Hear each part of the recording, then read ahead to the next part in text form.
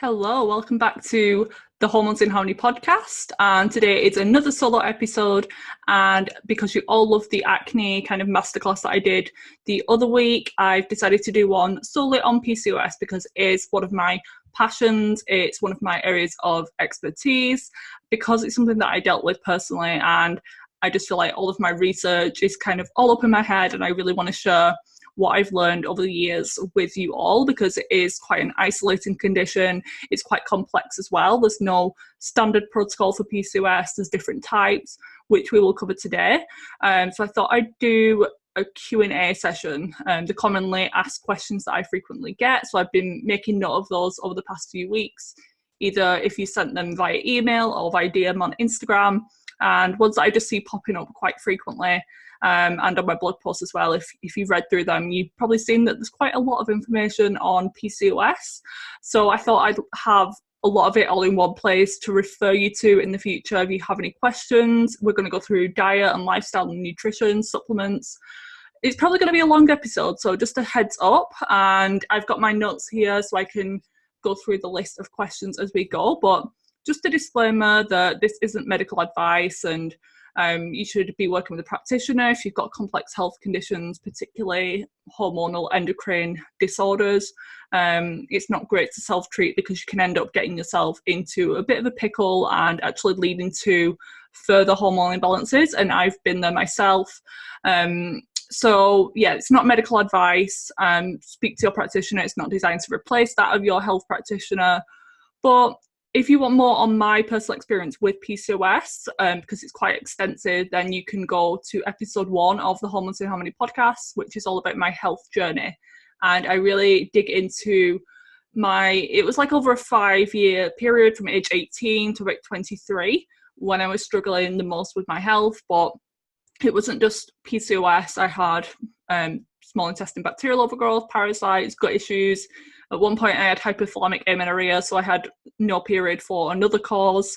So there's a lot going on. So if you want to take half an hour to listen to the whole journey, what I kind of did, what I went through, then refer back to episode 1. But just as an overview, I believe that my PCOS was triggered by over-exercising and under-eating.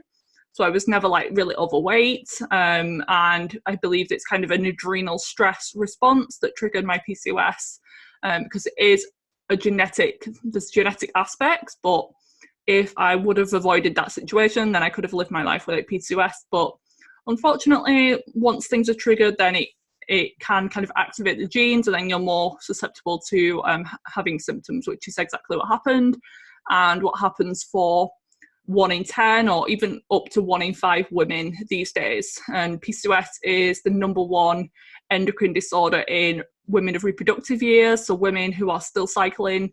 This is the number 1 endocrine disorder and the number 1 cause of infertility in those women as well. So I remember when I was diagnosed, they didn't really give any scaremongering like they sometimes do to other people. I was lucky that I wasn't told that I'd have difficulty trying to conceive, or would need to go through IVF, or I'm infertile, anything like that. I've definitely heard people being told. My doctor just explained, well, he didn't really explain what it is, but I had to Google that myself. But he basically said that if I needed fertility treatments or help in the future, then that was definitely available to me, which kind of didn't make me feel great. But again, I had no idea really what was going on, and it was the first that I'd really heard of it. So like you do, you go home and Google everything and see what you can find. And there was a lot of information, pretty standard: lose weight, exercise more. But in my situation, that didn't work because obviously I was doing all of those things anyway, and continuing on that path would just make things 10 times worse. So it was a lot of different trial and error, and I went on the pill pretty much straight away because he said that my alternative was just to wait and see what happens, which obviously, if I wasn't getting any advice on my diet and nutrition, then I would have carried on with the exact same thing. So my alternatives were wait and see what happens, or go on the pill, and all of these symptoms will clear up. And I go into all my journey with the pill and everything on that episode if you want to listen. So yeah, we'll get into what PCOS actually is. So it's a complex metabolic endocrine disorder. So that sounds like basically Chinese to some people. All it means is that your metabolism's involved, your hormones are involved, and it's complex. There's no one known cause. There's multiple different types of PCOS, which we'll cover. There's multiple different collections of symptoms. So the term syndrome means a collection of symptoms. So there's not one classic thing that you have to look like, or a classic group of symptoms that you have to struggle with. They can be pretty broad, and you have to kind of piece them together to find out what's going on with you. So it's characterized by an imbalance of your male and female hormones. We all have male and female hormones. So men have estrogen, we have testosterone and other androgens, which are the category of male hormones. So I'll use those terms interchangeably, androgens and male hormones, because they're one in the same, basically. But women should have a lot less androgens than men do, hence why we can't kind of grow muscle and we're not as strong as men physically. That's because they have much more androgens in our system. But women with PCOS, for a number of different reasons, have elevated levels of these things. And this can lead to some of the symptoms which I'll go through. So they're going to be things like hirsutism, which is facial and excessive body hair growth. So we all have kind of like peach fuzz on our face or on the upper lip. But with hirsutism, it's more of the coarse, dark hair that is quite thick and prominent. Some women need to shave, or they have to do a lot of plucking, waxing, lasers. It can grow in like the beard area that men have. It can grow under the belly button in that area too, on the inner thighs, on your back. So you can probably understand that it's pretty draining and embarrassing to have this issue. I didn't have it excessively. I definitely had it on my chin underneath. You'd get these like thick black hairs poking out, which I would just pluck, and they'd be quite long once you get them out. So it's not very exciting thing to do, but it definitely needs to be done. And yeah, for some women it is quite problematic. And once they start shaving, they get into a vicious cycle of they can't stop once they do that, which is very like detrimental to the quality of life as well. Another common symptom is acne, particularly cystic acne. It can be all over your face all day long, every day of the week. Or it could be in the lower part of the face, more hormonal and cystic and deep. And it may also be cyclic as well. So it could kind of flare up at different times of the month, commonly around ovulation, which is around mid-cycle. For women with PCOS, it's sometimes a little bit later ovulation, if they ovulate at all. And sometimes near the start of the period as well, when the hormones are fluctuating. If acne breaks out, then it tends to be more hormonal. And other symptoms like weight gain or weight loss resistance. So if you're constantly gaining weight, even though you're eating healthy, if it's particularly around the abdominal area, then that's another sign that it could be PCOS hormonal related, because you tend to store a lot of your weight there if your insulin and your cortisol levels are high, either or both. Definitely a possibility. So that abdominal apple shape is very common, as opposed to the pear shape, where women carry their weight on the hips and the bum and the thighs. And also irregular cycles and ovulation. So most women ovulate mid-cycle. So on a typical 28-day cycle, you can expect it to be around day 14, and that's not every month it's going to be the same. You definitely need to track that and see how that is for you. But for women with PCOS, they usually have longer cycle lengths. So it could be every 40, 50, 60 days. They could go months without periods. They could have 2 periods in a year, and that's pretty normal for them. And when they do have a period, it can be anovulatory, meaning that they're not actually ovulating, therefore they're not releasing an egg, and hence why it can be the number one driver of infertility in women of reproductive years as well. And then for an actual diagnosis of PCOS, I tend to find it's either very overdiagnosed, so there's other conditions that can mimic PCOS. There's been other episodes on this, like the one I did with Lara Briden. We discussed something called hypothalamic amenorrhea, and this is loss of period due to stress on the body. That can be overexercising, undereating. It could be mental stress, and some of those symptoms can obviously mimic PCOS, because if you don't have a period and you have acne and you have those types of symptoms, then that could easily be diagnosed as PCOS. And then there's other conditions like non-congenital adrenal hyperplasia, and even hypothyroidism can sometimes mimic this condition too. But then there's other women who it's been underdiagnosed, so they've not even considered PCOS, even though they've got a lot of fertility issues and hormonal issues. It's just not been considered. So I either find it's one or two of those extremes.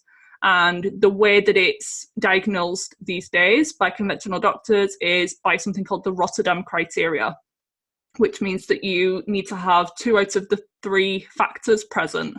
The first one is polycystic ovaries on ultrasound. So they may do a transvaginal ultrasound, or they'll do one on your abdomen, and they'll look at the appearance of your ovaries. And in women with PCOS, it can be that they have a polycystic ovarian appearance. This means they may have told you that it's like a string of pearls, so there's multiple different follicles on the ovaries. And I remember when I was told that, I thought I had like growths or tumours all over my ovaries, but it's actually the eggs that we all have present. They just aren't kind of developing properly, maturing, and then one isn't released, so they kind of build up and have this appearance on the ovaries. So that would be the first factor that doctors look for. The second one would be symptoms or indications of elevated androgens, so these male hormones that I mentioned. And this could either be symptom-wise, so in terms of your appearance, if you're dealing with hirsutism or acne, they could be classed as signs of androgenic nature. Or it could be that your blood work, you have elevated levels of one of these androgens. So that would be another factor that they'd consider. And then the last one is an irregular cycle or irregular ovulation. So it could be that your cycles are really long, really irregular, or it could be that you're having your progesterone levels tracked, or you're being asked to measure ovulation and you find that you're not ovulating at all. So that would be the third and final factor that they'd use to diagnose PCOS. But remember, you only need 2 out of 3 of those things.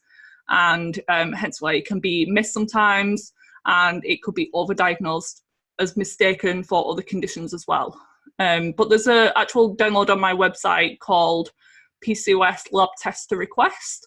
And this one goes into the lab work that I'd like to run for women with PCOS to get an idea as to what's going on really with the root cause. Is it really PCOS? What type of PCOS is it? So definitely head over. I'll link that in the show notes to the download, but you could take this to your doctor or ask for some of the blood work on there that will look at what type of androgen is present, because it's commonly misthought that PCOS, the androgens are only produced from your ovaries, and that's not true. I think 25 or 50% of the androgens actually come from your adrenal glands, which are your stress hormone releasing glands.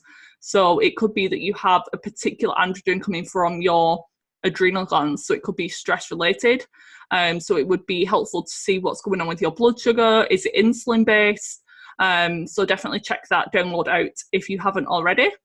And when it comes to testing as well, you may have been told that all of your blood tests are normal, but you still have like raging acne and all the symptoms of PCOS, but you're told that it can't possibly be because your levels are normal within range.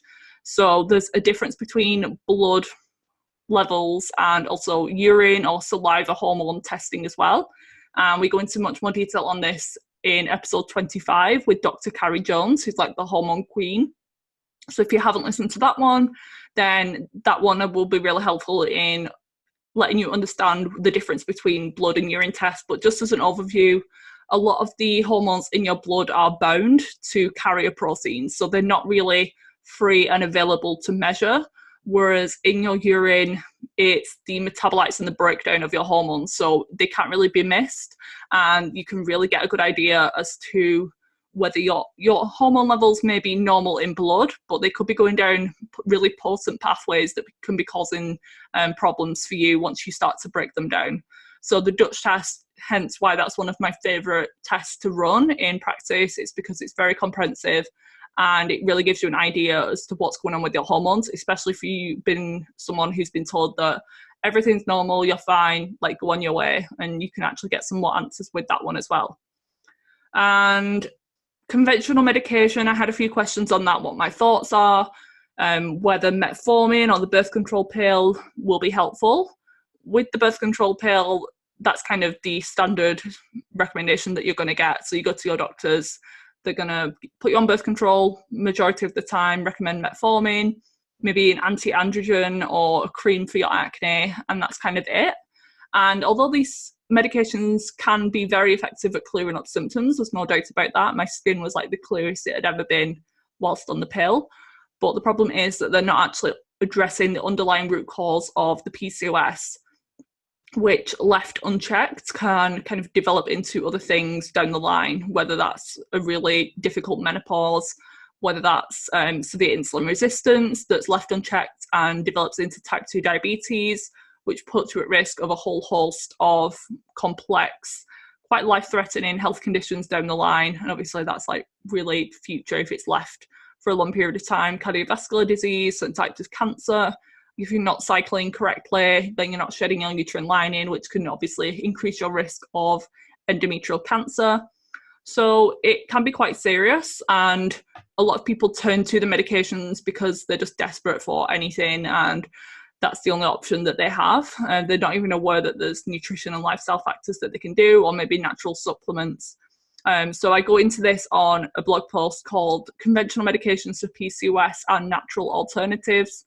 And this blog post was really well received, and a lot of people, they'd been searching for this type of information. They just wanted not real biased. Obviously, I'm biased towards the more natural things because that's what I believe in, but I'm showing the evidence for both as well. So like the scientific research, the potential side effects of the conventional medications, what to expect, potential side effects, maybe some ways to offset some of the negative effects as well, because if you choose to be on the pill, you're fully aware of the side effects, then absolutely great. I'm totally behind you on that as well. But there are things that you can do to maybe offset some of the negative symptoms and negative effects of the pill from developing. So that's covered as well. But the most common natural treatments that I recommend, again, this isn't medical advice, and you can't just stop medication or not take it because you're listening to this. You need to work with someone who can help you figure out what's best. And some of these things can't be combined, so don't start taking it unless you're working with someone who knows what they're doing. But the most common one probably is inositol, which is a part of the B vitamin family, and it's believed that women with PCOS have a higher excretion rate of this nutrient, meaning that they don't retain it in the body for a long time. And inositol is really important for insulin signaling, so it helps with potential insulin resistance, it helps with egg quality, and therefore ovulation, progesterone production. So this is probably one of the most studied nutrients for PCOS. And I actually think it's because they're trying to make it into a pharmaceutical. So that's why they backed a lot of research into it.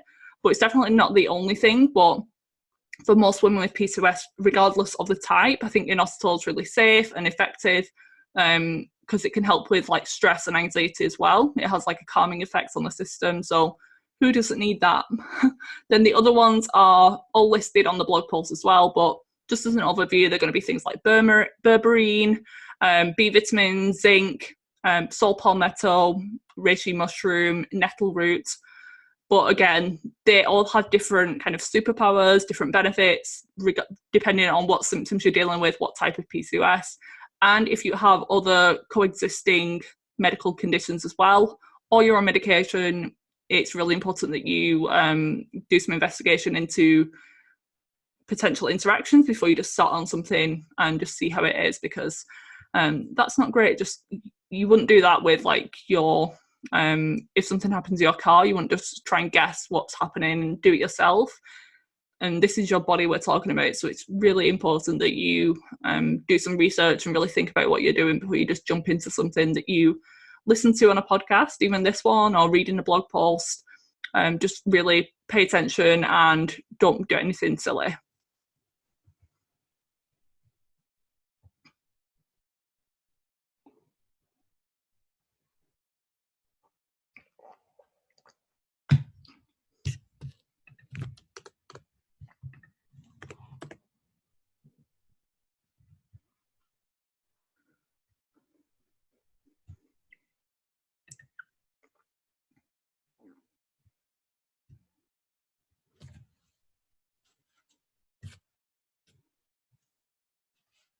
So the next question I had was on the causes of PCOS, and along with many other conditions, whether it's endometriosis, diabetes, the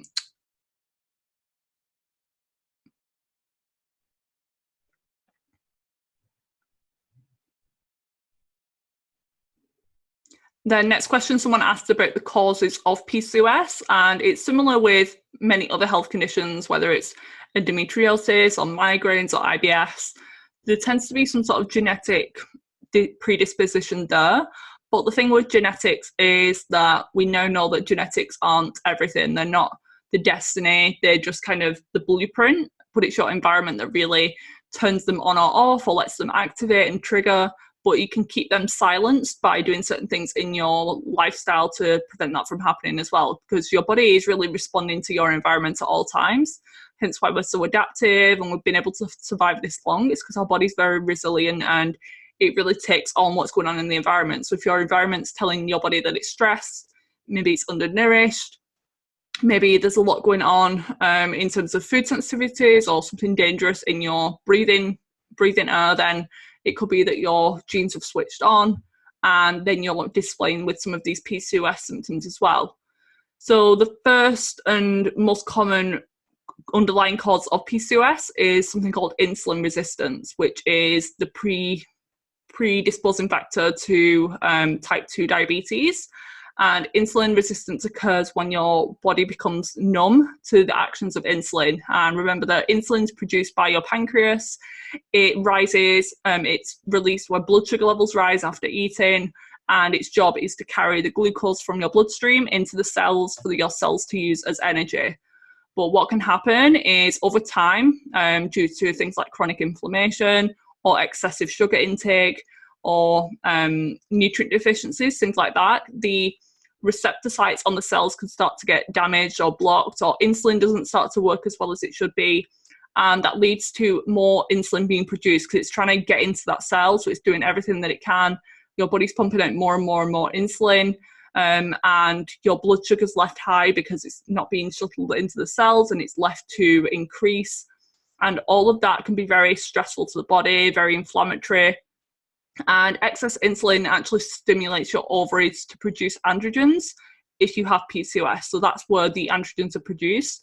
It stimulates the outer cell of the ovary called the theca cell, the outer lining of that cell, to produce androgens like testosterone, androstenedione. So that's the connection between insulin resistance and PCOS. And it's believed that up to 80% of women with PCOS diagnosis have some degree of insulin resistance.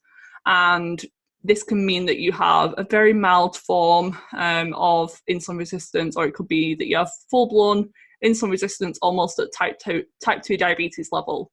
And again, this is something that can be missed because proper testing isn't really routinely done. If they're testing your glucose metabolism, then they'll just look at fasting glucose. And a lot of the times, this is another marker that's often in range, even in optimal ranges sometimes, but it's the insulin, sometimes the HbA1c, that's really out of whack and that commonly doesn't get tested. So it could be that your blood sugar levels look normal, but it's after you eat that your blood sugar levels and your insulin spikes way too high for way too long as well, so you're not actually clearing it from your system. And if you've got a lot of insulin floating around, then you've obviously got a lot of androgens being produced as well. So again, I have blog posts on pretty much all of these subjects, but I'll have one on the 4 different types of PCOS. I'll run through them now, but if you want more information on how to know if you have insulin-resistant type PCOS, you don't necessarily have to be overweight for this one. So it doesn't mean that you necessarily obese or overweight. You may be lean or even normal weight, but still be insulin-resistant. So that's another thing that's commonly missed. People are told that they don't look like someone who has PCOS, but that's absolute nonsense because there's no one size fits all in terms of appearance with this condition. And the blog post I'll link in the show notes. It's the 4 types of PCOS, and then there's another one that's a part 2 to that one with the different natural solutions for each one as well. The next type of PCOS is adrenal PCOS, and as I mentioned before, the adrenal glands produce androgens too. So for some people, they have a particular androgen called DHEAS, and this is only produced by the adrenal glands. So if that one's elevated, then we definitely know that this is stress and adrenal based. And these all have pretty different recommendations. With the insulin resistant type, it's best to keep carbohydrates quite low in the diet, nothing like a ketogenic diet, but lower in some of these simple sugars and refined sugars, and more high in healthy fats and proteins. Whereas individuals with adrenal PCOS, they can actually require a lot more carbohydrates. So complete opposite recommendations there, but same diagnosis and sometimes not differentiated by conventional practitioners.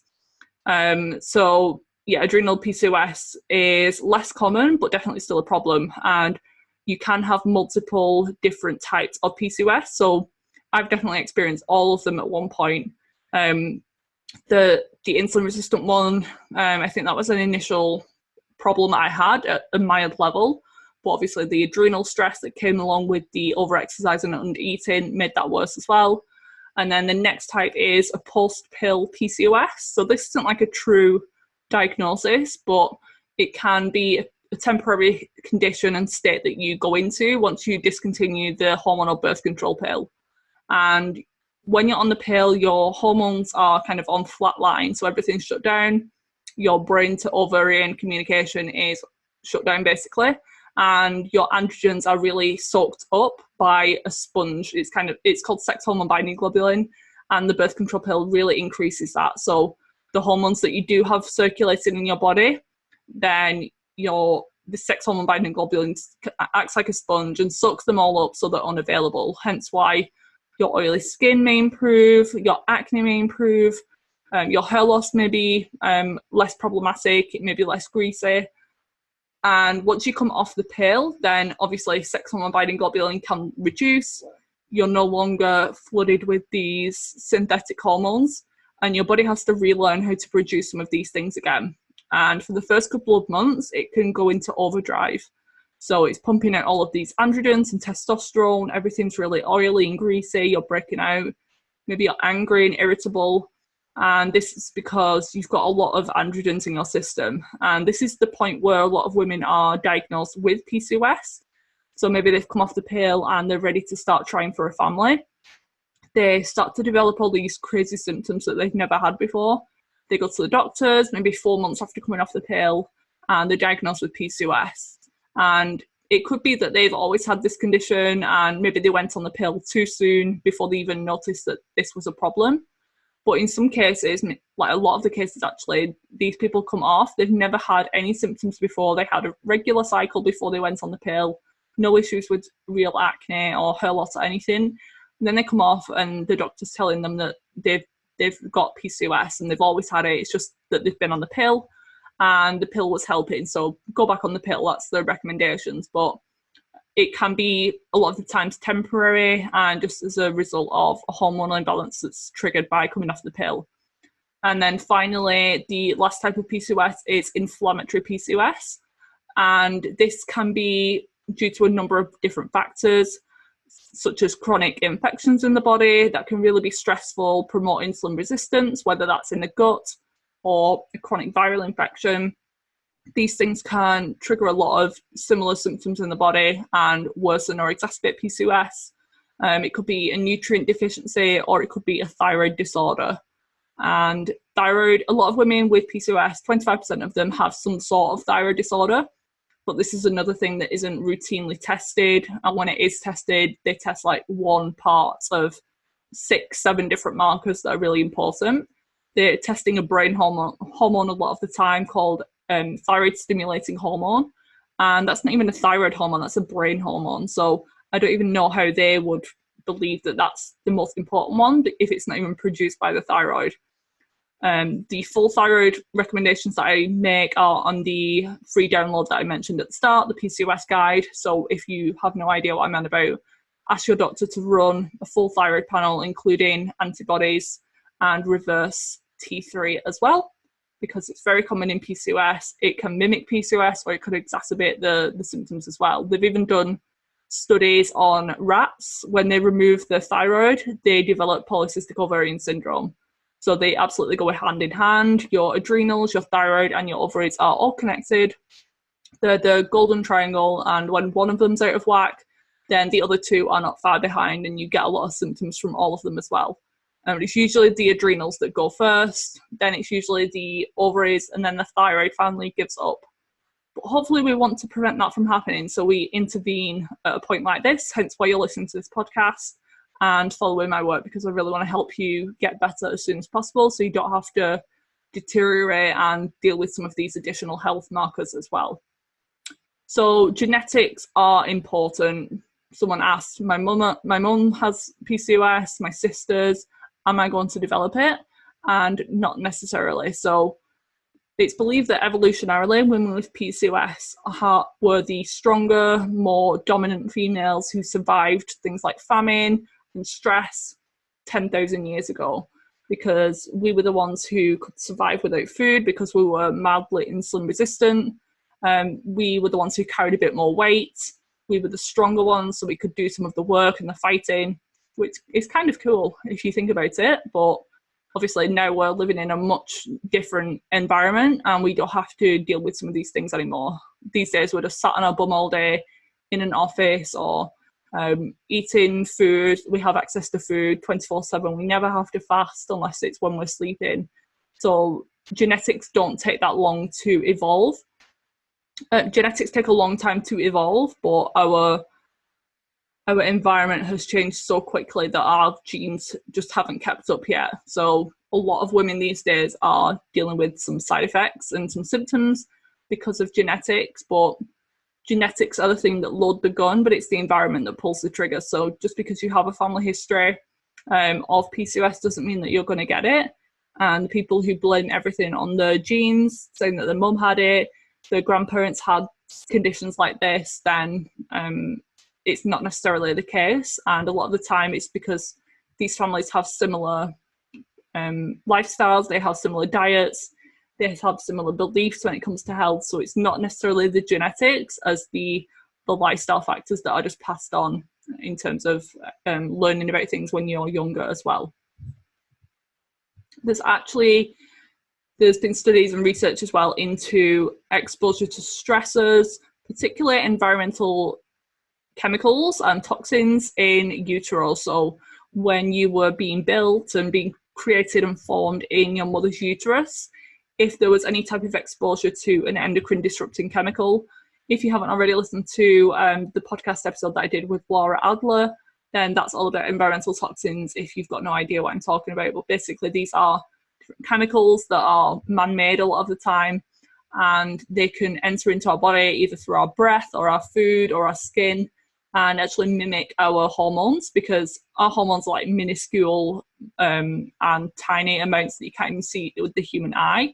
So a lot of the chemicals in things like plastics, heavy metals, fragrances, they enter through our skin or into our body, and they can actually disrupt natural hormone production or function or detoxification. And it's believed that women with PCOS may have some sort of embryonic exposure to some of these things as well, which alters the genetic profile so that PCOS is triggered once they hit puberty and the hormones start to kick in. So that's really important if you are currently pregnant or you're going to want to be a parent in the future. If you have PCOS currently, there are things that you can do to clean up your environment and reduce your toxic load so you're not passing that on to another offspring who will likely develop something in the future as well, because the world's just getting more toxic. So if you can start your child off with a really good set of genetics, really good quality genes and building blocks that the body's created on, and teach them about some of these things when they're younger, about avoiding exposures, then that's absolutely amazing, and that's like the goal. But obviously it's not the case for everyone. I had a question here about what happens if PCOS is left untreated, and I mentioned before it's usually the insulin resistant type that is the most predisposed to some of the long-term things like type 2 diabetes and associated conditions like Alzheimer's, stroke, cardiovascular diseases and cancers. But if you just have general hormone imbalances, you think that they're normal, everyone has them, it's just something that we have to suffer with. PMS every single month, or difficulties trying to get pregnant. It's absolutely not normal. Our bodies are designed to be fertile when they're healthy.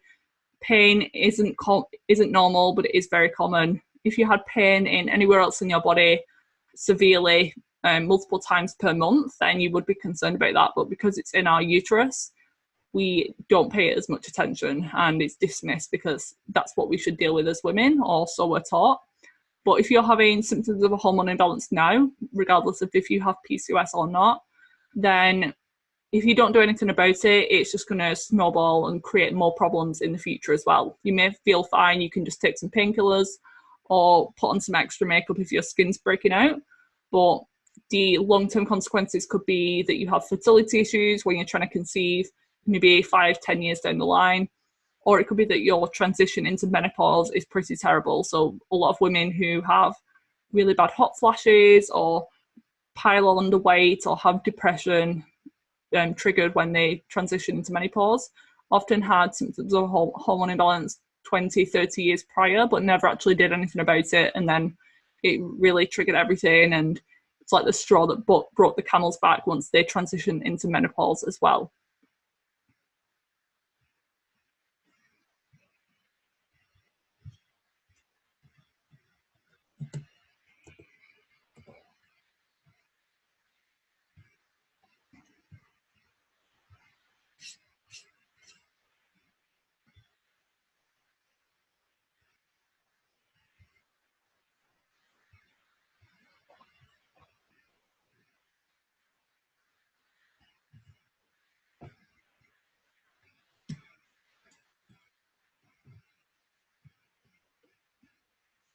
Is PCOS reversible? I definitely believe that symptoms are reversible because I've done it myself. I've helped hundreds of clients do it too. And symptoms can improve with nutrition and lifestyle changes. You can live symptom-free, free from acne, you can regrow your hair, you can lose the weight. But if your genetic predisposition is to have PCOS, if you go straight back into living an unhealthy lifestyle, drinking alcohol, eating a ton of sugar, not exercising, stressing out, then your symptoms are just going to come straight back. So I don't believe that it's curable because you can't really change your genes, but you can influence them as to whether they're expressing or not through your nutrition and lifestyle. But with conditions like PCOS, you really need to be careful long term and take care of your body. Otherwise, your symptoms are going to tell you that something's off. I like to think of symptoms as messages from your body and communication as to when things are off. So when I get a breakout now, I understand what's going on. I know why. I know that it's maybe I've eaten something that I'm sensitive to, or I've not been sleeping well, or I worked out a little bit too hard, and that's feedback from my body. So try and reframe your symptoms in that way, because it's going to take the pressure off and make you more respectful of your body. And it's just a great way to see how you're taking care and whether things are working or not as well.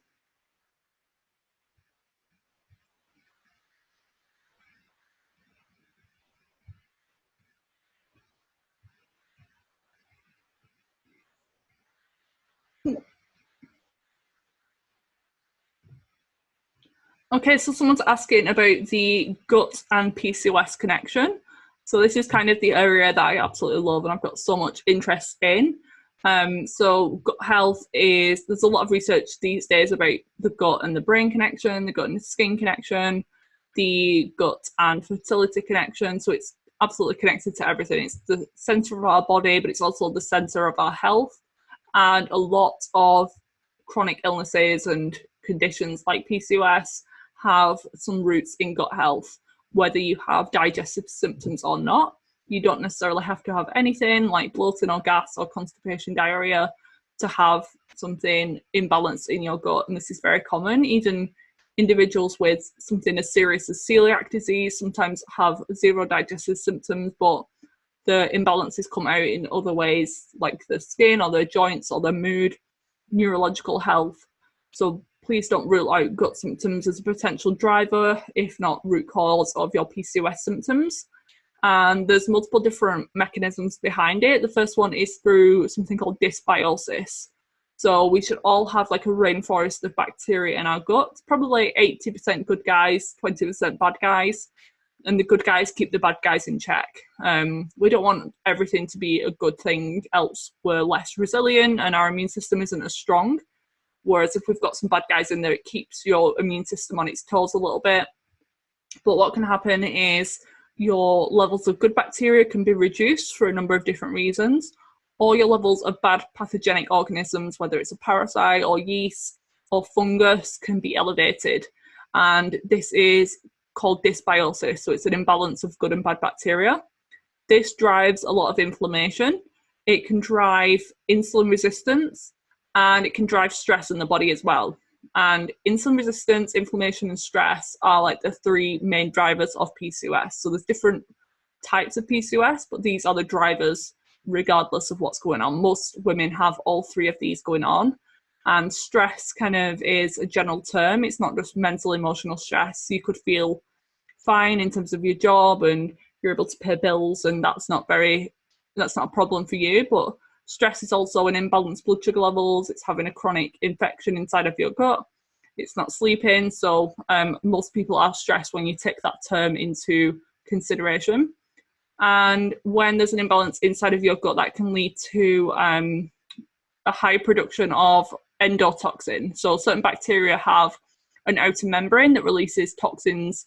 A particular one is called lipopolysaccharide, also called LPS for short, and it's very toxic to the entire system. It can actually lead to leaky gut, and leaky gut can obviously cause systemic symptoms because things are passing into your bloodstream, that gets circulated, and you just have a case of chronic inflammation from that point.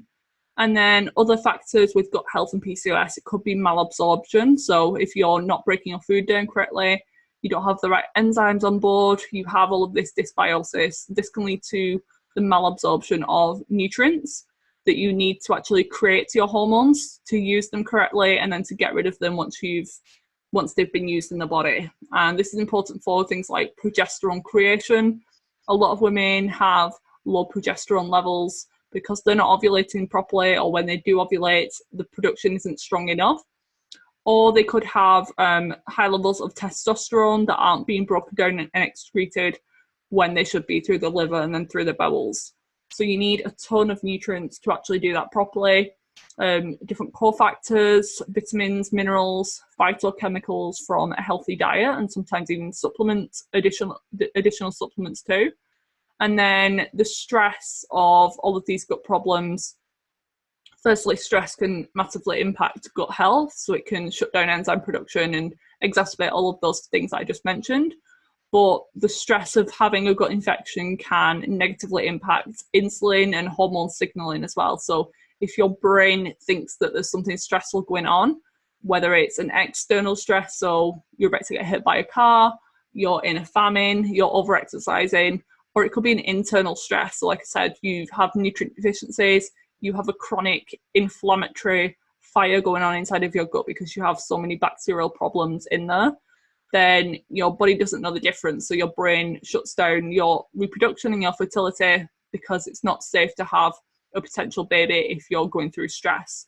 So that's the connection between gut, stress, and PCOS. It's all interconnected and present in the majority of women with PCOS. And the test that I use to determine what's going on inside the gut, it's not always necessary, but it's really valuable for a lot of women to find out what's going on, especially if there's symptoms involved like bloating and gas, reflux, those types of things, and food sensitivities.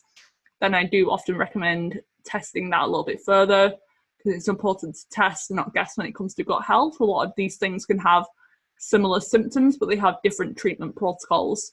So the test is by Diagnostic Solutions, and it's called GI Map. It's pretty expensive in the UK. It's around £330, and you get like a 7-page report of everything that's going inside of your gut. So I tend to recommend that one, and I'll leave a link in the show notes as well. And the good thing is that if you're doing the Hormones in Harmony group coaching program that's starting in September, so if we haven't already started, maybe you can do next round. If not, then you have the option to upgrade, so we can work together one-on-one and get a discounted price on the GI Map, and then have me run through your results and give you a personalized protocol as to what's going on inside that gut as well. Okay, so on to nutrition. What's the best diet for PCOS? That's like the number one question that I get. What should I eat? What should I avoid? And my answer is always, it depends, because I don't know your health history. I don't know what medications you're on, what other conditions you have alongside PCOS, if you have food sensitivities. All of these things can really determine what foods are right for you, because there's no one size fits all. Everyone's different, and I don't have a cookie cutter plan that I just give to clients. It's all very individual based on what they tell me in a 90-minute intake session. So it requires a lot of information for me to give you a guideline, but even then I always tell people to not listen to me if something crops up and they don't feel great eating something, or they've cut something out and they're feeling like they're missing and they're deficient in something. Then I always work around that as well, because you know your body best, and you can't just read a list of PCOS foods on the internet and then implement that, because it's not personalized to your particular needs. But in general, I would say just eat real food. So hashtag Gersh. That's kind of my motto. And ideally high quality, a lot of organic food. If you haven't listened to episode 5 with Dr Felice Gersh, she's a PCOS expert, and she's really big into organic and the importance of that, because organic food are reduced. They're not free completely of pesticides, but the lower levels of pesticides, the better, because these can, again, act as hormone disruptors. And this even links to conditions like cancer, non-Hodgkin's lymphoma, fertility issues with a really high intake of pesticides from your fruits and vegetables. So you could be trying to do all the right things and juicing all of these vegetables, having just smoothies, having big salads every day. But if they're not organic, or the majority organic, then there could be some negative impacts from that as well. And obviously it's a little bit more costly, but I think just for the health of the planet, your health, and the nutrient density of the organic food as well, it's really worth it. And I think we should all be putting our money where we want to see change in the world, and trying to reduce the sales to some of these big companies that are basically poisoning the world. But do what you can in terms of money, and there's lists online of the biggest offenders, so the ones to always buy organic, they're called the Dirty Dozen, and the Clean 15, so these are the least sprayed and the ones that you can kind of get away with non-organic. And you can find those lists on the Environmental Working Group website as well. What I will say is that it's difficult, and I don't recommend a vegetarian or vegan diet to clients with PCOS, because for one, I'm not a fan anyway, just the restrictions that you have, the lack of nutrient density in terms of high quality animal protein, and fish and eggs, those types of things are some of the most nutrient dense foods on the planet, and you're eliminating those. And even a vegan diet done right, so I'm not talking like crisp and chips and all of these like processed vegan foods and Oreos, whatever they eat, even the healthy, well-prepared vegan diets, it can just be very difficult. And especially if you have insulin resistance, so the insulin resistant driving your PCOS, then the protein sources that you'd need to get in high amounts of, things like chickpeas and beans and legumes, because it is so important to get really high quality protein, and quite a lot of it in the day, to stabilize your blood sugar levels, to repair your cells, to help build your hormones, because your hormones like estrogen and progesterone have amino acids coming from protein and cholesterol coming from healthy fats as the backbone to actually create them. So if you're not consuming enough, then you're not going to be creating enough hormones, or really high quality hormones that are going to work for you, not against you. But the problem with vegan or vegetarian diets is that the protein sources are often very high in carbohydrates as well. So it can just be hard to get enough in without getting too many carbohydrates. And if you're insulin resistant, then you may not feel great eating that many carbohydrates, and it can maybe lead to weight gain or acne, worsening of your menstrual cycles too.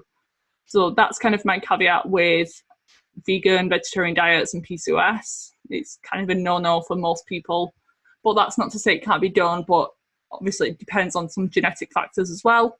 If you are in the Northern Hemisphere, then sometimes you require less carbohydrates than those who are near the equator. But again, that's another story. We'll go into that in another episode as well. For insulin resistant, lower carb is recommended. So not like really very low carb. In some situations, it's not recommended. But the carbohydrates and sugars aren't the only factor in insulin resistant. There's multiple different things. And again, there's another blog post which I'll link with the root causes of insulin resistance and the different factors to pay attention to. Even things like sleep. Lack of sleep can drive insulin resistance. So you could be eating an amazing diet that should be working for you, but if you're lacking in sleep, then you're actually going to be more insulin resistant the next day. So that's just in one night. So you can imagine like 10 years of sleep deprivation, what that's going to do for someone as well.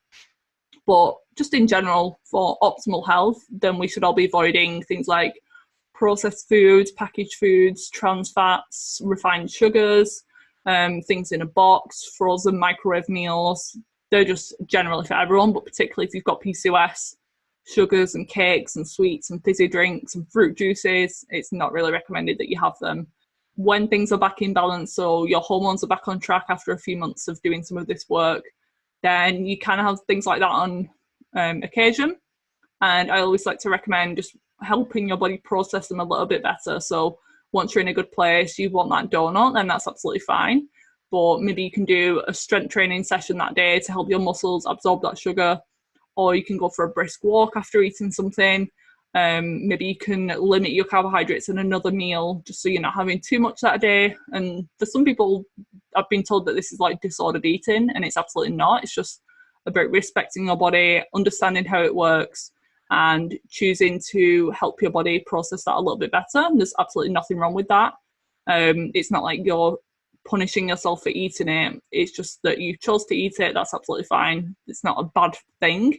But if you want your hormones to be in a better place, because we do have a hormone condition, like I said, there's a genetic factor there as well. Some people are lucky that they can eat what they want and not have symptoms. But if you have PCOS like me, we always need to kind of stay aware of this and stay eating optimal foods the majority of the time. But once you get to a good place, it can be like 80-20, and that's good enough. Okay, so ketogenic diets, do I ever recommend that? A lot of the time, no. For most people, there's just other ways around it, and it's not always required. There's obviously the people who have severe insulin resistance, they've tried everything, there's a lot going on, maybe they've got some neurological conditions as well alongside, and ketogenic diets have been well studied for that. So in very rare circumstances, yes, I would recommend a ketogenic diet, but only for a short period of time. But a lot of the time I don't really need to go to that extreme, and there's ways around it, and focusing on other things like exercise, nutrient density, it often does the job. But I'm not anti-keto diet or anything like that.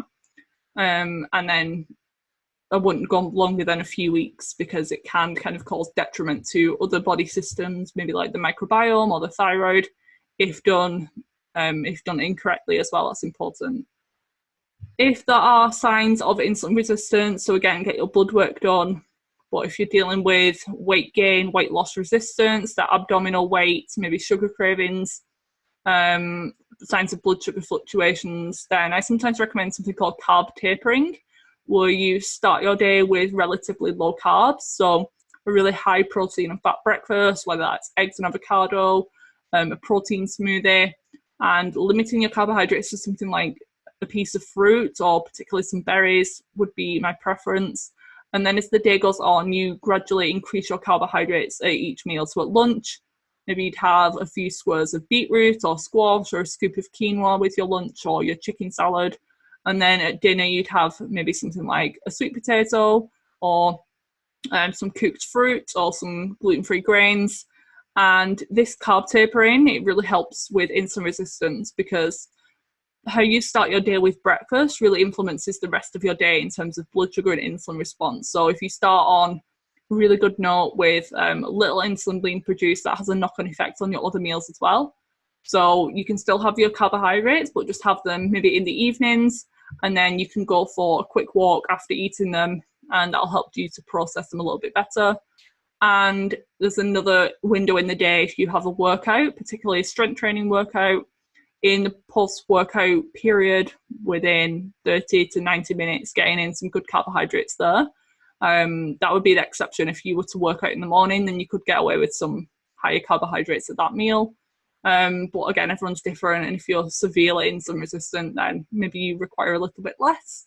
And then remember, if you have adrenal PCOS, or you're really stressed, or you're underweight and have maybe other conditions alongside, whether that's adrenal issues, blood sugar issues, you're pregnant, then you will require higher carbohydrates, and then just sticking with the healthy complex types, fruits, root vegetables, gluten-free grains like oats, quinoa, those types of things as well.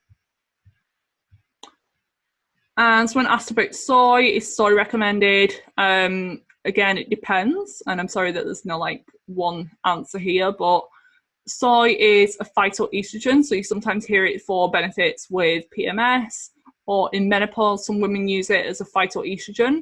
And despite what people think, it doesn't increase estrogen levels in the body. It can kind of act like, a bit like an adaptogen. So it kind of sits in the receptor site, and if there's too much estrogen, it flushes it away. If there's not enough, it kind of stimulates that a little bit.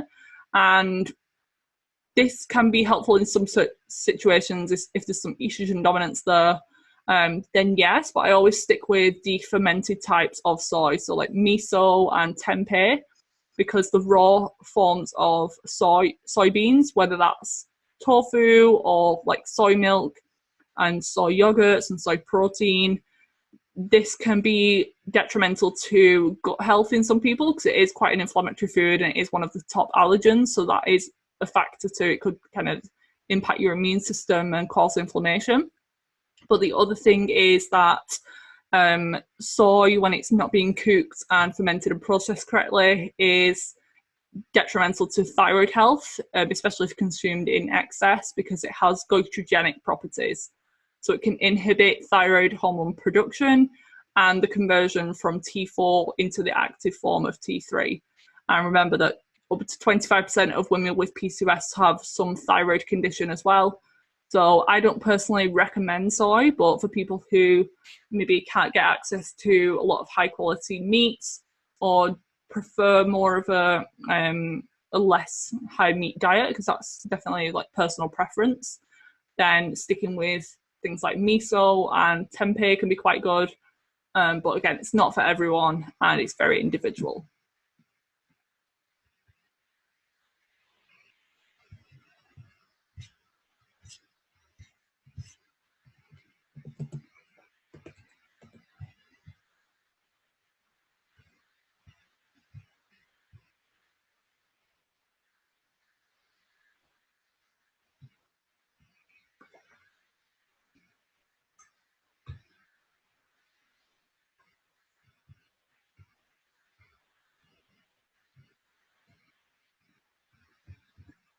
Are there any particular foods to increase?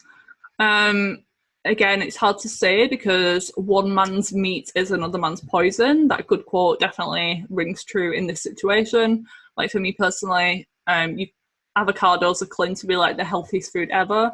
But for me, they cause more acne, they cause anxiety because I'm sensitive to histamine-rich foods. So I would say though there are some foods with nutritional benefits that could help PCOS, but if you start to feel like negative symptoms because of these, then stop having them. You don't have to just carry on because I tell you to. The first one will be Ceylon cinnamon. So adding this to your smoothies or your meals. I like it on top of vegetables and meats. It does really work in things like curries, breakfast, or in drinks. You can have it in herbal teas or your matcha or your coffee.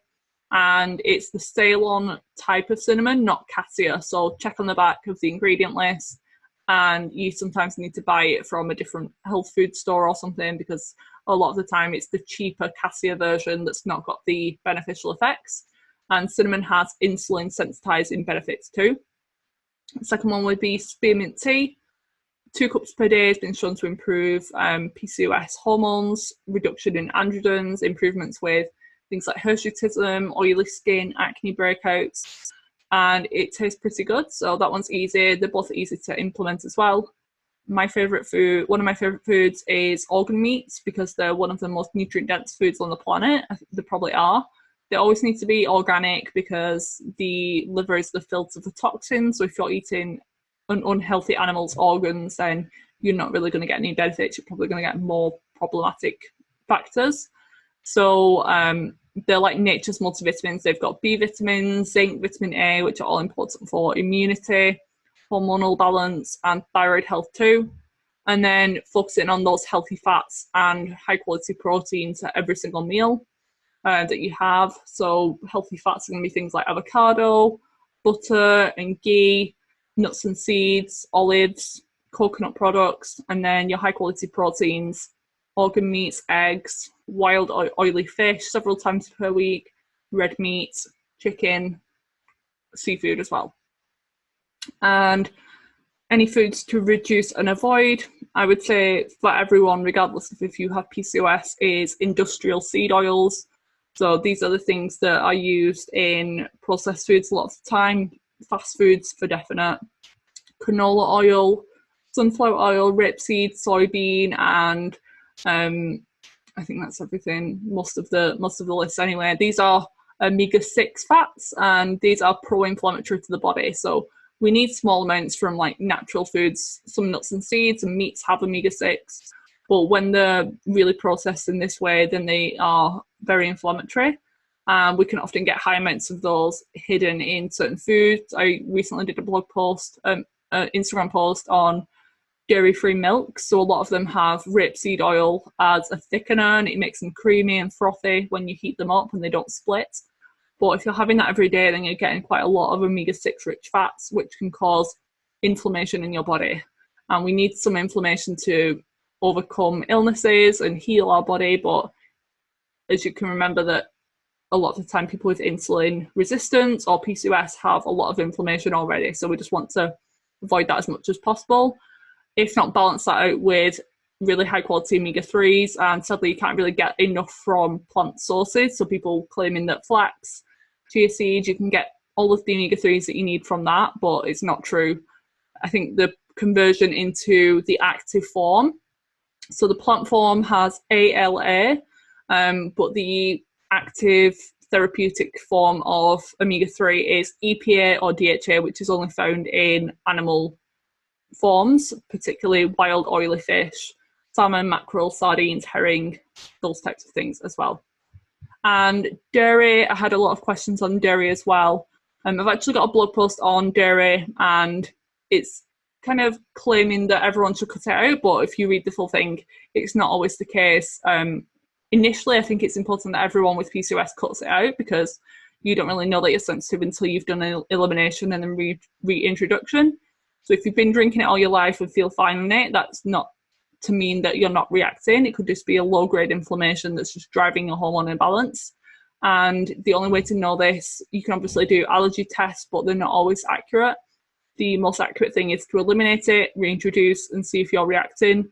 And the problem with dairy is that it's very insulinogenic, meaning that even though it's low carbohydrate and high in healthy fats, if it's good quality, it just stimulates a lot of insulin response in the body. And women with PCOS already have way high levels of insulin a lot of the time. So it could just be exacerbating the problem. Plus, it's a hormonal fluid. So it's kind of designed to bulk up a calf into a huge cow. And it's still got the breast milk hormones in there, like estrogen, that's adding onto your sensitive, potentially already imbalanced hormones. So you're just adding fuel to the fire. But that being said, if you reintroduce it after a 30-day period, you're absolutely fine. It's a good food source for you. It's easily accessible. Then I'm happy for you to continue with that if you're not displaying worsening symptoms digestively, or it could be anything really, headaches or skin rashes, low mood the next day. But what I would say is that it should always be really high quality, preferably organic, and even better if it's raw. So it's less hard to find, but if you Google raw dairy, raw milk near to where you live, this is much better because it's naturally occurring enzymes in there. It helps you break it down. It's got more beneficial bacteria. It's got the fat and the different nutrients that you need to process the dairy correctly. So that would be my only caveat with the dairy if you're tolerating it well. And I find that most people tolerate butter and ghee anyway, regardless of if they have lactose intolerance and things, because the butter and the dairy and the ghee are pure fats a lot of the time. They have very minimal amounts of protein, but obviously if you have a dairy allergy, then that's probably going to be problematic to you as well, so don't try that one.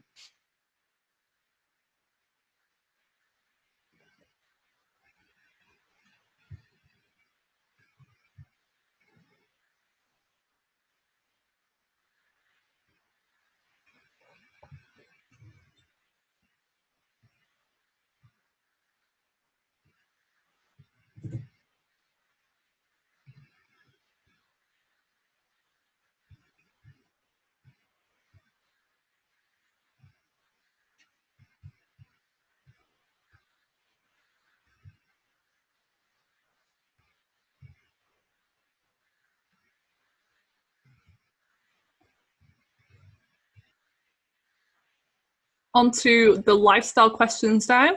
First one is about exercise. Which type of exercise is best? There's a lot of conflicting information out there, so I wanted to kind of clear it up.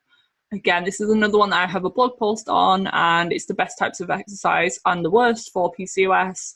So as an overview, I think everyone should be walking more. That's like the best type for everyone, regardless of what type of PCOS you have, what collection of symptoms.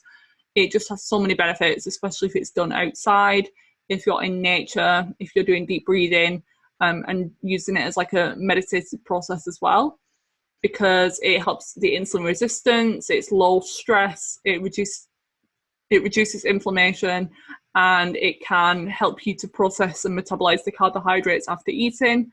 So you can use that to your advantage as well.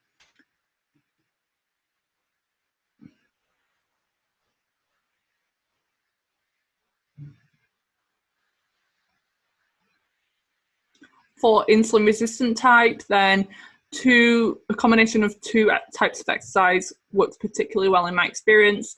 The first one is strength training, so building muscle, lifting heavy weights. Don't be afraid of getting in the weight room and lifting some heavy stuff, because you're not going to get like massively bulky or anything like that. And the muscle that you grow actually helps your body to become more insulin sensitive. It improves metabolism. It improves your hormonal balance. So it's overall very good for all types of PCOS, but you need to limit the intensity if you have some sort of stress on board as well. But like multiple times per week is absolutely perfect.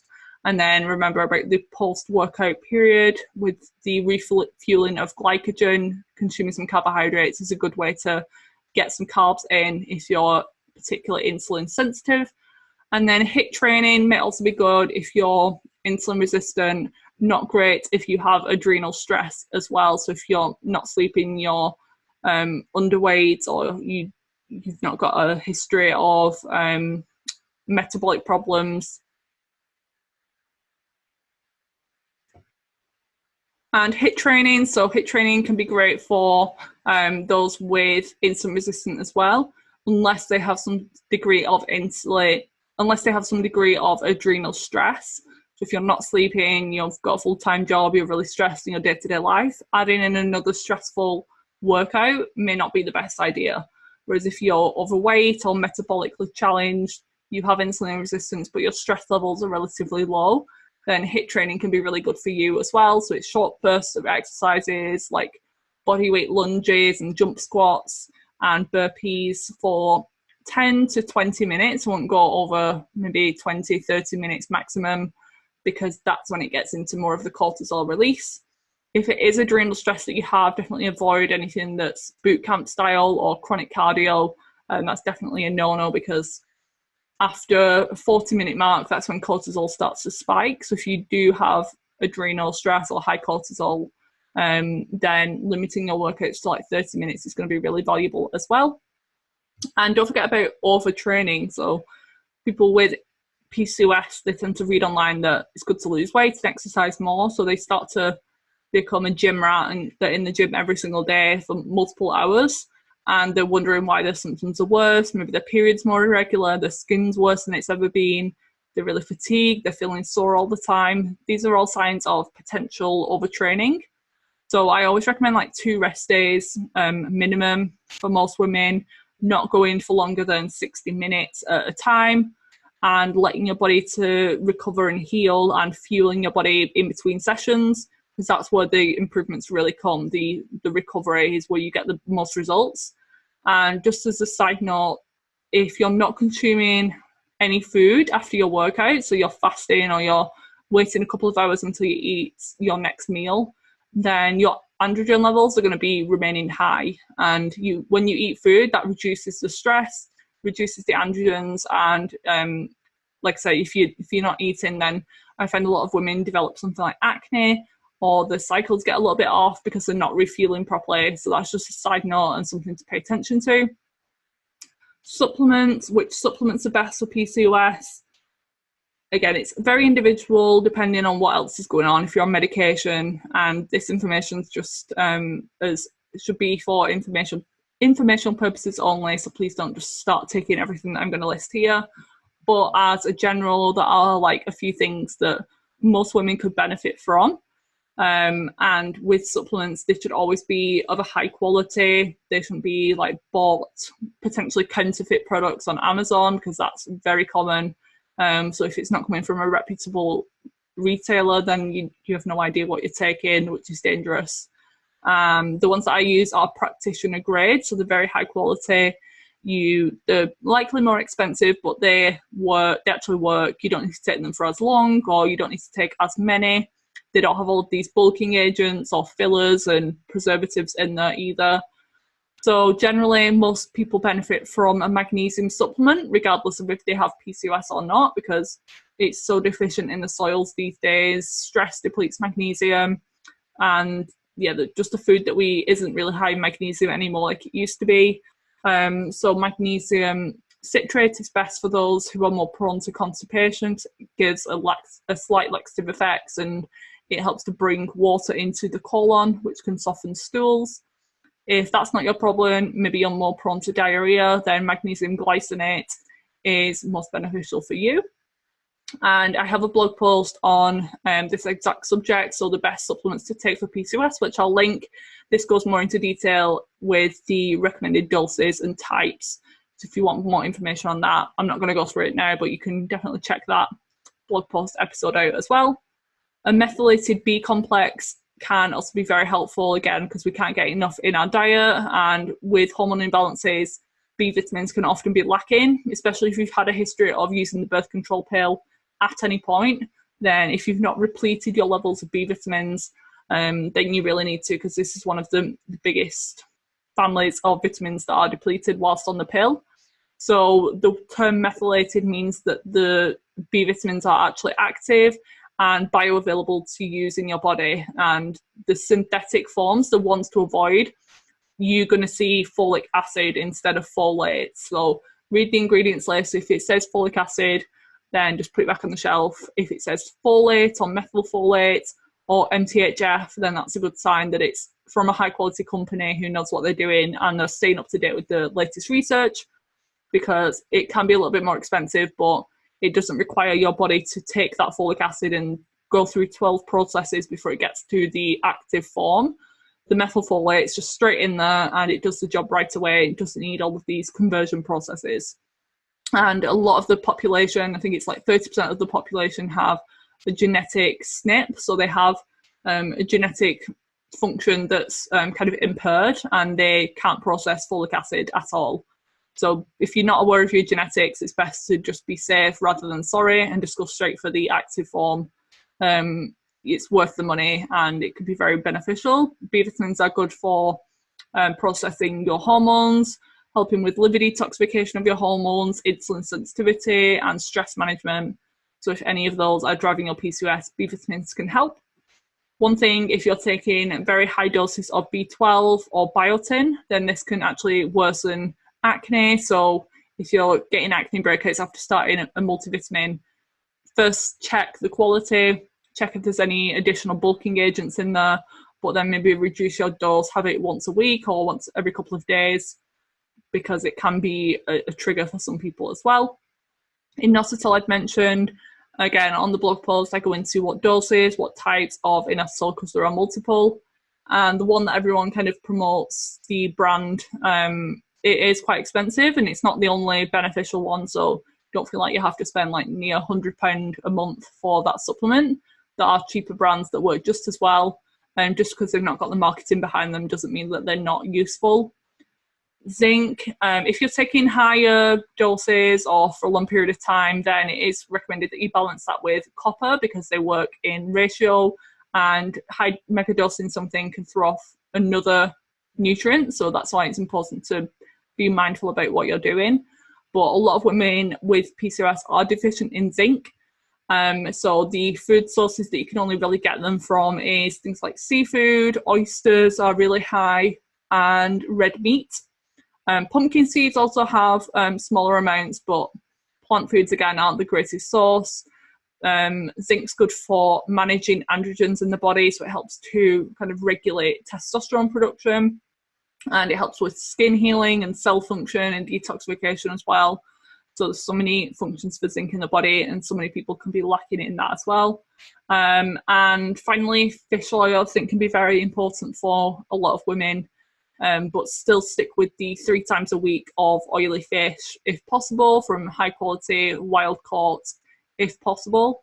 I like to cycle in things like fish oil and probiotics as well, just so we're not our body's getting used to them, kind of doing different seasons, adding them in. Fish oil is very anti-inflammatory, it helps with insulin resistance, it helps to reduce the stress response as well. So if it is adrenal PCOS, or you have things like brain fog, anxiety or depression, fish oil can be very therapeutic. And this is the one that you do need to spend more money on, because the conventionally farmed fish are very toxic. And if you want high quality fish oil that's not rancid and not pro-inflammatory rather than anti-inflammatory, you do need to buy from a reputable company. My favorite is the Burr Biology brand, and the supplement is called Lionheart. So that's one in the UK. If you're in the US or other countries, check out Pure Encapsulations for the EPA DHA Essentials. And this isn't sponsored in any way, I'm just sharing what's worked for me and what I recommend. Superfoods, maca, someone's asked about maca in benefits for PCOS.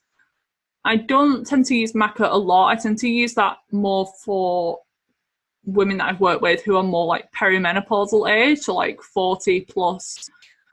Because it can actually increase, I've seen it increase estrogen and androgen levels in women, because it's quite a stimulating hormone. And even though it has adaptogenic properties, that's what I've just seen clinically, it just doesn't work for everyone. And some people find it difficult on their guts if they're using a powder form in like smoothies and things. So always make sure it is gelatinized if you buy maca. That means that it's kind of been cooked, because it is technically a root vegetable. So if you're just having a ton of maca raw, then you can expect some digestive issues. So not my personal go-to. There's definitely other things I recommend. I tend to stick with more of like the spirulina, moringa, baobab, those types of things if you want a superfood.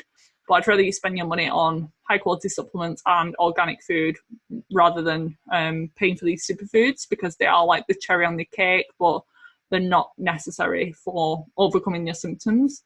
Absolutely not. And finally, Vitex. Someone's asked the benefits of Vitex. What is it? Vitex is also called chaste tree berry by some practitioners, and it's a herb. And you can think of it as like a hormone or ovarian adaptogen. It helps to kind of regulate PMS, increase progesterone, which is great if you maybe have irregular cycles or PMS symptoms, breast tenderness, emotional cravings, those types of things. But the way it works to increase progesterone levels is by increasing luteinizing hormone, also called LH. But the problem is that women with PCOS often already have high levels of LH, because the body is trying to prepare for ovulation over and over again. And if you're just adding another herb that's boosting that even more, then it could actually exacerbate your symptoms, delay ovulation. So it's absolutely not for everyone. And this is one that should really be taken under the care of a practitioner, because if you take it at the wrong times of your cycles, you take the wrong amounts, it can inhibit ovulation and actually make your symptoms worse. And I mistakenly made that stupid mistake when I first started to self-treat and take everything that I read on the internet, and my acne was terrible, and I didn't ovulate that month and had even worse PMS because of that. So check your LH levels. The typical ratio that you'd see with PCOS is that on day 3, that's when it should be checked. The FSH and LH should be checked.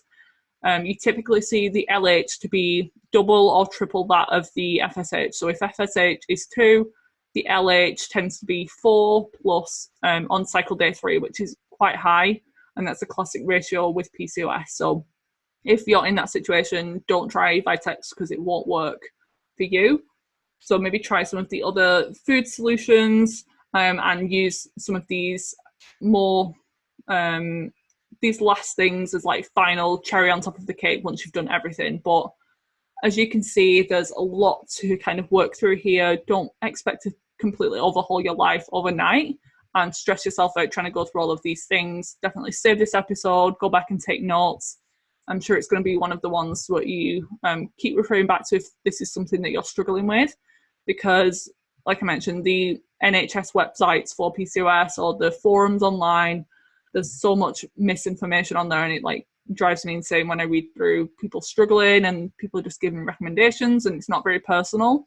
And even though this information isn't personalized to you, I've kind of disclaimed that, and you need to work with someone who can help you, whether that's me or another practitioner. That's absolutely fine, but I just want you to improve your symptoms so that you don't have to struggle with your symptoms for years like I did.